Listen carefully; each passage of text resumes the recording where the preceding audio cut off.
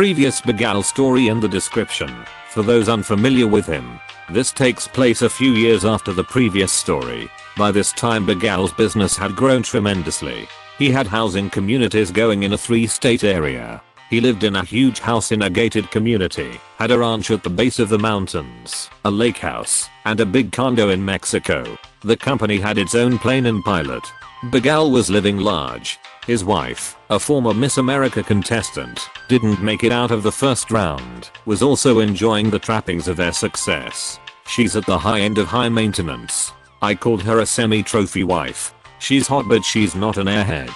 I received a phone call from a longtime friend named Chris. She had been working for Begal in their marketing department.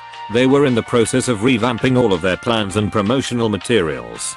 Their previous CAD guy had convinced Begal to use some non-standard software for all of their plans. This was starting to create problems in dealing with suppliers and subcontractors as they all wanted drawings in AutoCAD format. This software was totally incompatible.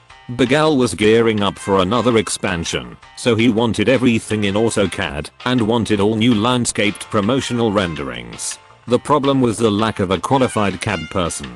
Begal now had an architect, Tom, but Tom had his hands full cleaning up all the old plans and developing the plans for custom projects. So Begal had the brilliant idea of calling me to do the work. In all honesty, I could not tell you why he didn't call any of 20 other people to handle this project when you consider our past. For whatever reason he wanted me on the project. So I met with Chris and Tom to figure out what we were going to do. I suggested just doing the plans in second using standard drawing techniques. We could get the project out the door quite quickly as we'd just be copying existing plans. I even knew of a utility we could use to export the floor plans from the original software and into a format we could use in AutoCAD to create the plans. It would be a huge time saver. Tom, however, wanted to start from scratch and use an amazing tool called Architectural Desktop. It's a version of AutoCAD specifically for building design. I'll spare you the details of exactly how it works, but the biggest items is you can draw in a way that feels like second, and it will generate all of your interior and exterior views automatically. It can even break down materials lists, generate sectional details, and on and on and on. All these things we would do by hand can be done automatically. The problem is the learning curve. This isn't something an experienced operator can sit down with and be proficient in a day or two. There's a lot to this program, and Tom had a plan. Tom's plan was to send him and I to school for a week. There were training companies in every major city at the time. So Tom and Chris convinced Begal to send us to school for a week. The company would cover everything: hotel, food, fees, etc. I had no out-of-pocket expenses. They weren't going to pay me for my time, but that was fine with me. The cost of school alone was more than my hourly rate would have been. These are skills I can take with me far beyond this project. Like a fool, I again went into this project without a written agreement. Not even a handshake. Just a verbal agreement to do some work for the company for a per plan rate. Plans will get paid for 1 week after delivery. That's it. AutoCAD at the time worked on a per seat licensing program. The software can be installed on one, and only one, computer at a time. They had an activation scheme that was pretty much impossible to get around. So, part of the agreement with Begal was the company would need to provide a piece of software for me to use during this project. No big deal for a company with deep pockets, as they'll likely have a need for the seat in the future once I'm done with the project. A week before the schooling I received a big box from the school. In it was the materials for the school, some suggested exercises to practice, and a full version of AutoCAD and Architectural Desktop. Neither had been activated. These were brand new, off the shelf, still in shrink wrap, virgin software. We are talking about at least $5k in software here. I figured there must be some mistake that would likely come out in the registration process. So I loaded it on my computer, entered all of my company information, not Begal's company, and did the online activation. Bang, zoom, it's activated and it's all mine. I still didn't believe it. So I called the school company a couple of days later to ask a question. They pulled up my info for verification and said nothing about Begal's company. As far as they and Autodesk were concerned, I was the owner of this particular license. Yes, it crossed my mind to keep this software. but this was an honest mistake by Begal's minion, so I would bring up the issue at the end of the project. There were ways to transfer ownership of the registered software.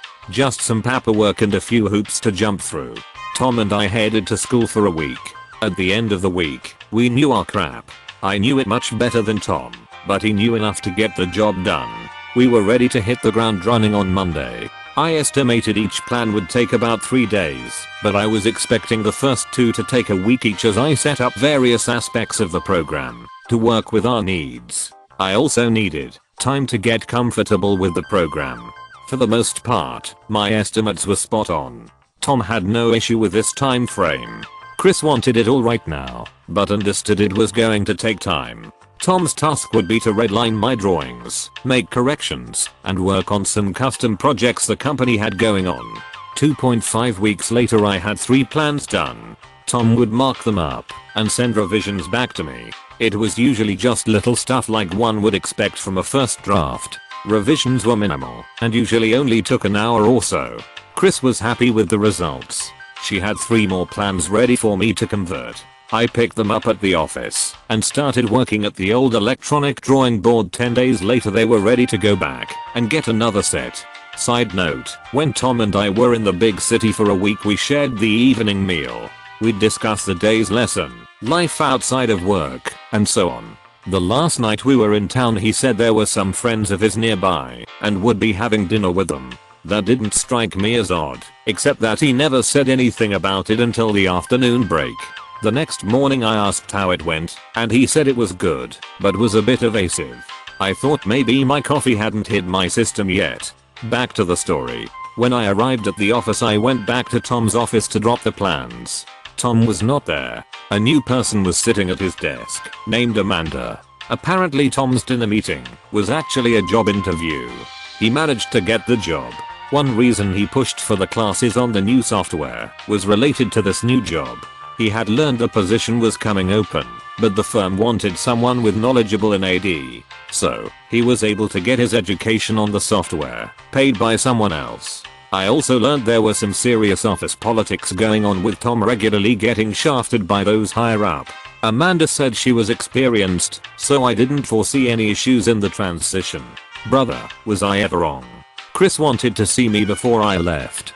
She told me Amanda did indeed have experience, but it was all in an academic environment. She was fresh out of college. Chris said they would need me to help her along with transitioning into this project. I said they would have to pay me a bit more for that. Chris said she talked to Begal about it. Later that afternoon, Chris called with Begal's answer. If I wanted to stay involved in this project then I'd better help them out. Definitely the wrong thing to say for a couple of reasons.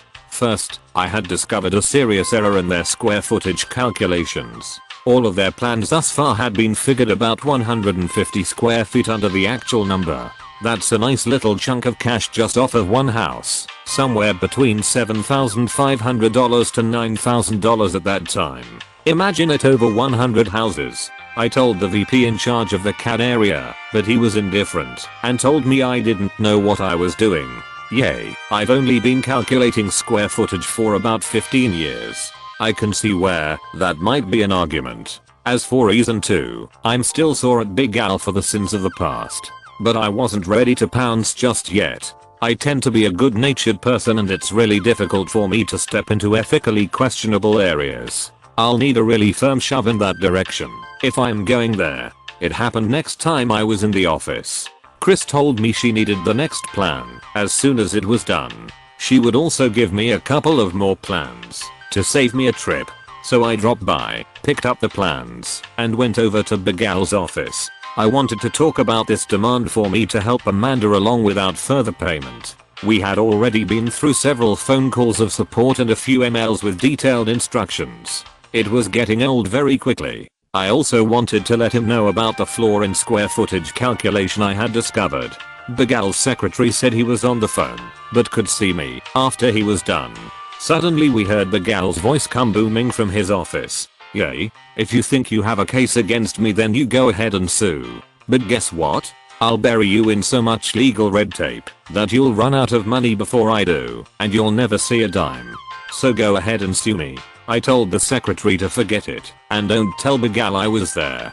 She didn't want to talk to him any more than necessary that day, so I'm sure she honored my request. In that moment, I knew it was time.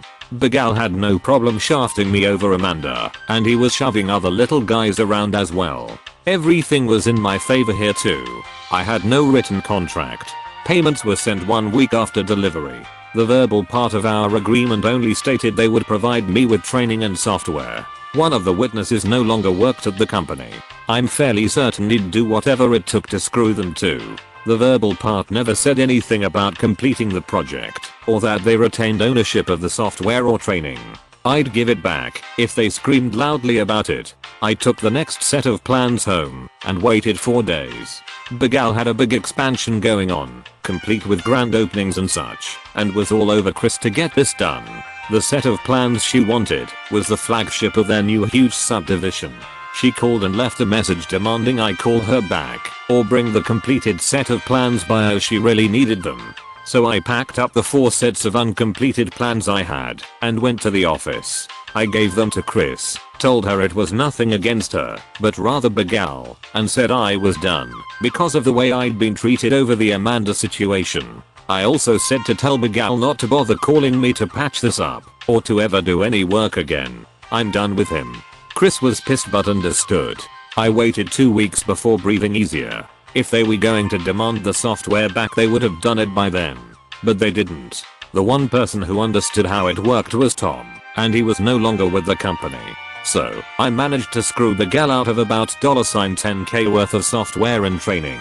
His new subdivision stumbled out of the blocks because Amanda did not get the work done in time. All of his plans had incorrect square footage calculations, causing them to have a reduced level of profit on each plan. Amanda may have caught this, but I seriously doubt it. And I managed to drive a wedge between Bigal and Chris.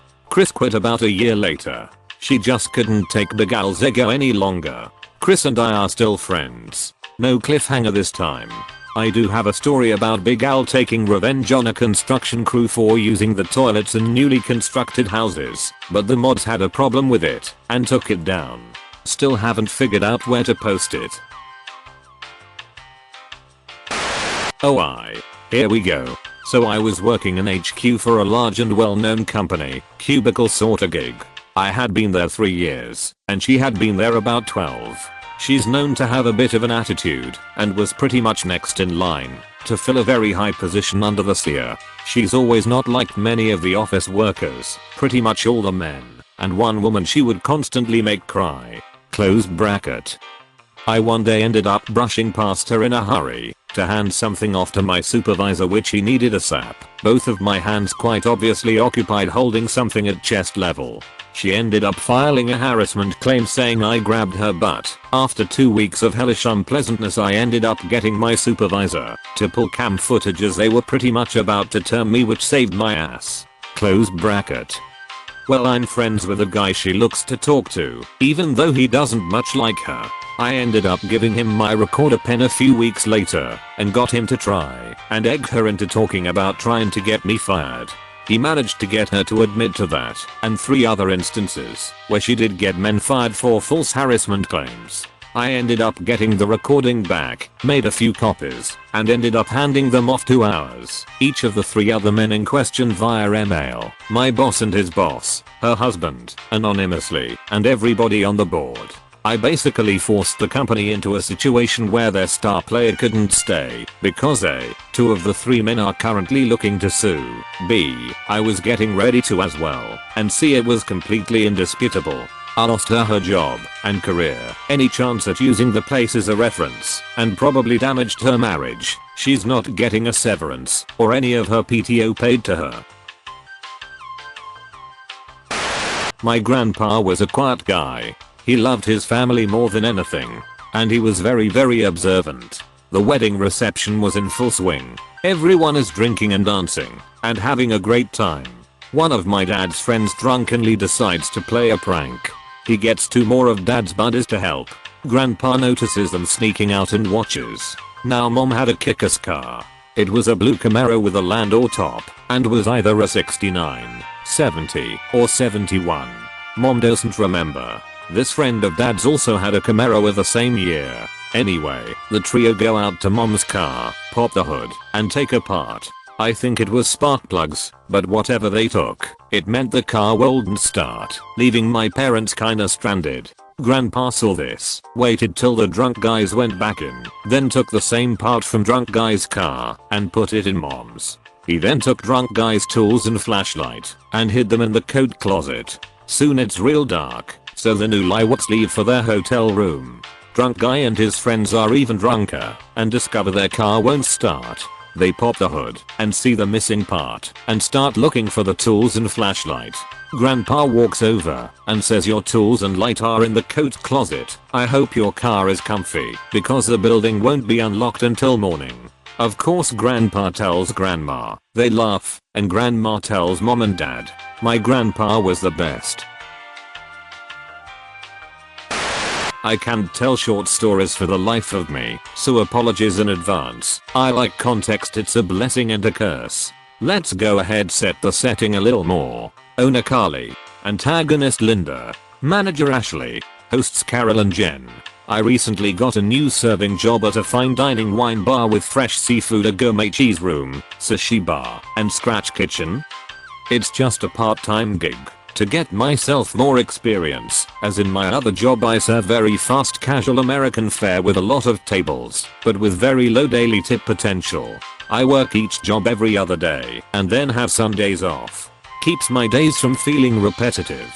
Only working there 2 days a week and I've worked there 7 nights. Linda has also been here for about 12 weeks, but she works here 4 to 5 days a week. I've known for a while Linda doesn't like me very much. One of the last times I worked with Linda she was on a bartending shift and hadn't been getting out my drinks. Had a table wait 15 minutes for a glass of wine, but she wouldn't allow me behind bar. Then started to loudly argue with me about whether or not I sent them in. When I found the ticket for my drink punched as a completed order, she loudly chastised me for being unprofessional in front of customers and embarrassing myself at the workplace. I very sternly said something along the lines of ain't that the pot calling the kettle black, and just kinda walked away. At the end of the night I made $115. I had to tip out dish, host, and bar. I decided $5 a piece was fair enough, considering my total, and left. Keep in mind, this is a small gourmet restaurant. On nights we aren't busy, servers do our own dishes and bar, and don't do tip outs. If it's slow, hosts and dish go home early, woe tips. The next shift I had, Linda wasn't there, but Jen was. Jen went on to tell me that Linda told her directly that she didn't think Jen deserved tips for her job and that it was ridiculous because that money should be going to bar. Jen told me, without prompting, that she heard how Linda talked to me the last time we worked together and that she really didn't think that it was acceptable, but didn't want to add flame to the fire by saying something.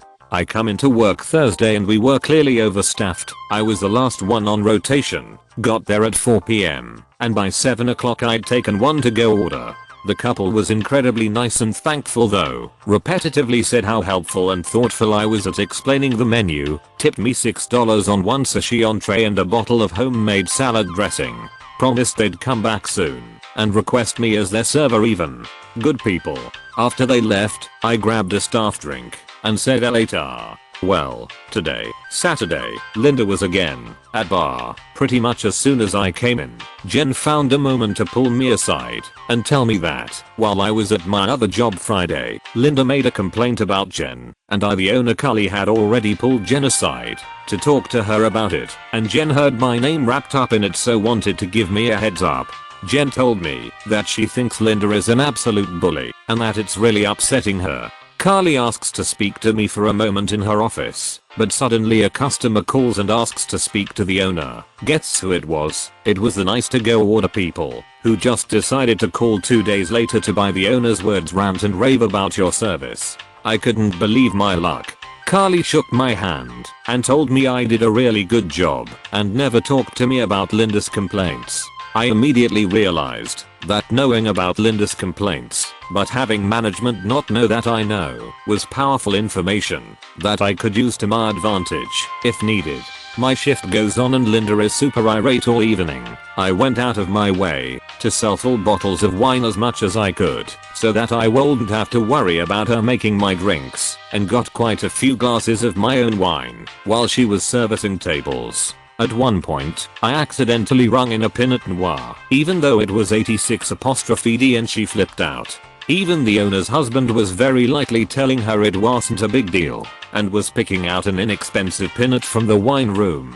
She kept going on, and I finally looked at her and just said, "I'm really going to need you to be nicer to me," grabbed the bottle offered, and walked off. Not long after him walking behind her in a walkway, and without realizing I'm there, she says to herself mockingly, "I am going to Northeast at yo utoben." I said, "Ah." Later in the evening, as I'm holding a very heavy tray, she holds a door open for me, and as I'm rather focused, I didn't think to say thank you. She very loudly goes, "Aha, you're welcome." Just kinda dumb rude stuff. A 55-year-old woman working customer service should have more tact. At this point, I'm kinda just like, what do I have to lose? I've worked here for 7 days. I got the manager Ashley alone, and pulled a very innocent, "Hey, I hate to be this person. I know you have a lot going on right now, but Linda has been being really harsh to me, and it's gotten bad enough that I have Jen and Carly both coming up to me saying that they aren't okay with how she's speaking to me." Ashley said that she'd seen it herself a bit, and that she would mention it without mentioning that I brought it up, and told me that they really like having me there and not to worry about it. About 10 minutes later I see and vaguely hear Linda saying things about my service, work ethic, and making a bunch of her like you see gestures. I rung in a drink to go back to bar to be annoying and nosy, basically, and Linda shut up pretty quickly.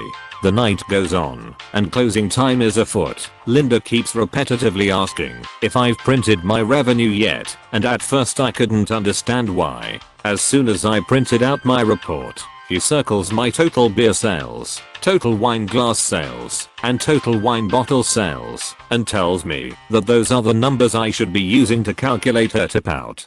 Keep in mind, I went out of my way to sell bottles of wine so I could avoid using her service, and sold $200 worth of just wine bottles, which was half of my total sales on this slow night. I ended up with a crap section filled with just friends of the local band that was singing. They all shared bottles of wine and apps.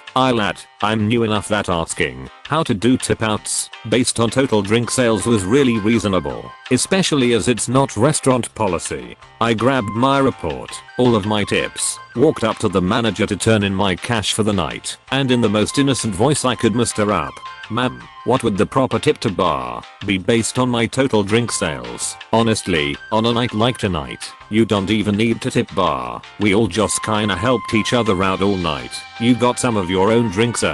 Well, Linda said I need to be calculating her tip based on my total drink sales. Well, no one would ever expect you to tip based on your full bottles of wine. Oh.